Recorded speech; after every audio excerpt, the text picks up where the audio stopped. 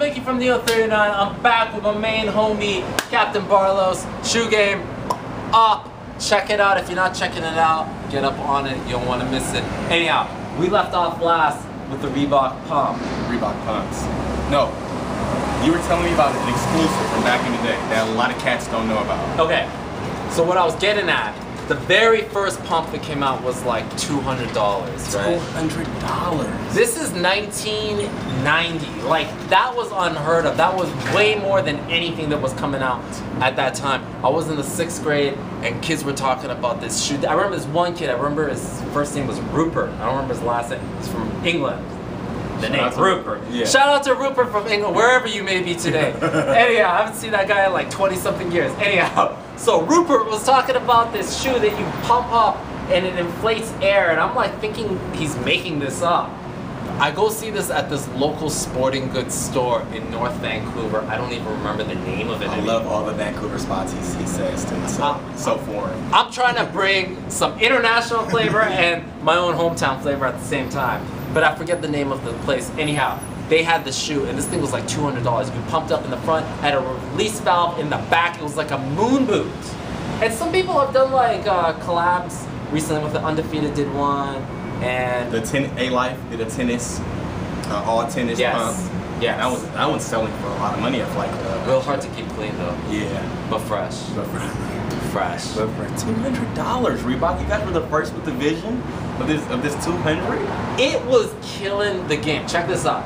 I bought this shoe, right? I bought the Twilight Zone pump, which recently re-released in the white and neon yellow. I bought the black and white. My mom bought it for me. I was like, it was a year later. I was 12 years old. Okay. So- 200? No, it was. But that one was a lot cheaper. Okay. I don't remember the price. It was, dude, there's no way my price was not $200. That back in that day, $200. That was almost like getting a Sega Genesis. Yeah, which, I was just gonna say that, like Super Nintendo or Jordan. You know where I'm going. That's what I'm saying. So in any event, I got the Twilight Zone pump, went to Maryland, was visiting my grandma. It was during the time, we weren't living there yet, but we were still visiting. A year later, we lived, anyhow, long story short, went swimming with my cousins. There was no lock on the swimming pool locker. Left them there, Gone. came back, gone. 1 month, gone. I was freaking out. My mom was gonna kill me. This is supposed to be my back to school shoes. So my grandma was like, we'll get you some shoes. They didn't have them anymore. So I had to tell my mom they got stolen. But my grandma said she was gonna take care of me. She gave me a choice of getting whatever I wanted. Now, my cousins were telling me to get the Huaraches in the screen green and the blue, which were fresh. And my older cousins, buddy, had them. I saw the Jordan 6 infrared, black and infrared. And I was thinking about, because I had yet to get Jordans.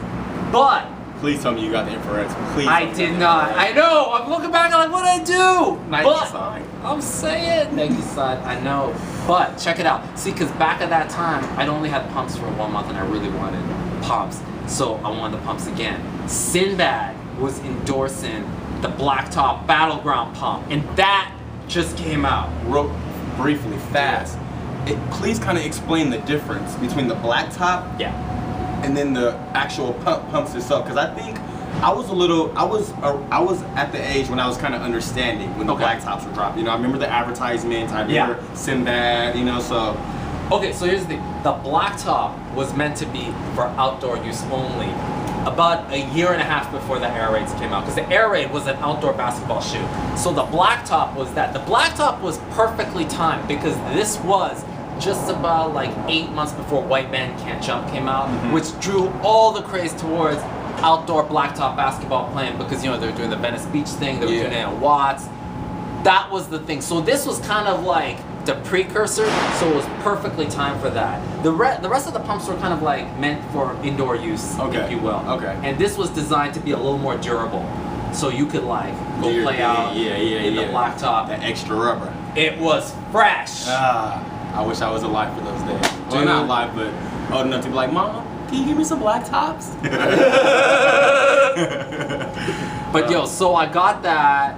I do regret not having the infrared 6s at that time. I did get the Bordeaux 7s a year later, so that was my first J. Oh, And geez, forever, if anyone heard that. there you go. And forever, you know, that became my favorite Jordan of all time.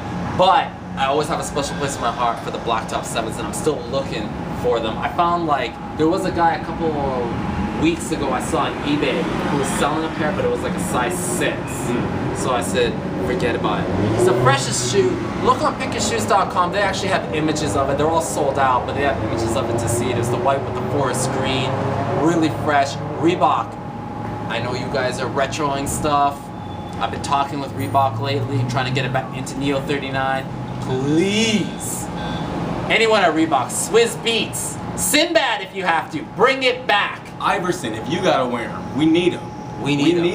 We need him. Bring it back. Real quick, before we wrap up, let's turn things left for a second. Old school style. Old school style. A little bit of music talk.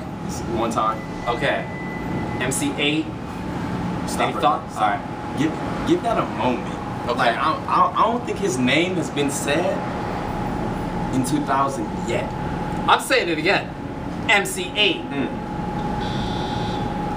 He had the famous line in the Menace to Society. Y'all ain't got no snaps for the petrol? For the petrol? Yeah, that was it. That was it right there. And he always used to do the Gia. What was I don't remember. I don't remember, so but it was in the classic. Gia. You know, he's suing someone over that actually. For real? Yeah, he's suing some new rapper over his saying his slogan, his saying. So there you go. There it is. LA legend. If y'all haven't seen Menace to Society, watch Menace to Society, go back through some MC8 catalogs and listen to some of his music. Straight Up Menace. Straight Up Menace was the song that was playing in my mom's Honda Accord when I got in my first car accident when I was 17 years old. Ooh, on my 17th birthday, too. I took my mom's 88 Honda Accord to school. All my friends asked me to take them to KFC for lunch. I didn't even want to go. I took it, the song was playing, came out, didn't look, got T-boned, got sued, 17. Anyhow, my best friend, Sosa, if you're watching this, you know you said this. As soon as we got out of the car, I said, are we still going to KFC? True story. MCA, man. MCA, bring the hunger out of cats. MCA. Anyhow, this is Mickey from Neo 39. This is Captain Barlow's, appreciate it. Appreciate the last 3 days y'all watching us. Come back tomorrow, got something else for you.